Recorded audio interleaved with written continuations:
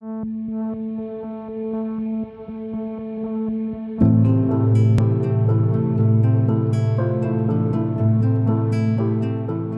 is not just about our work, it's really about our passion, it's about what we want to do in life.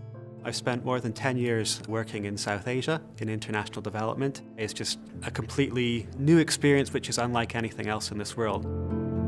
My current ongoing research investigates learning outcomes in developing countries. This research is situated at the intersection of two global trends.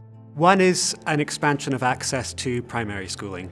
Thanks to policy commitments over the past 2 decades or so, there are now more primary school-aged children in school than at any time in the past. And while there's still progress to be made, this raises some interesting questions for research. The second context is that the global population is becoming more urbanized. So these urban areas in developing countries have many unique changes going on. One of these is that they have very high levels of inequality. There are children in our studies who are the sons and daughters of software engineers for multinational companies, and we have children whose parents work in the informal sector, often for very low wages.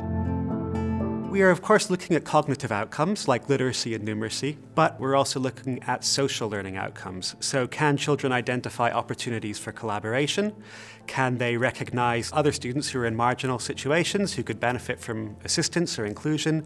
Do they have a vision for the future, aspirations for themselves, and a notion of their responsibility towards society? So we've actually been working with our partners to develop new research instruments that use artistic representations of education to enable students to identify and comment upon these different social aspects of education.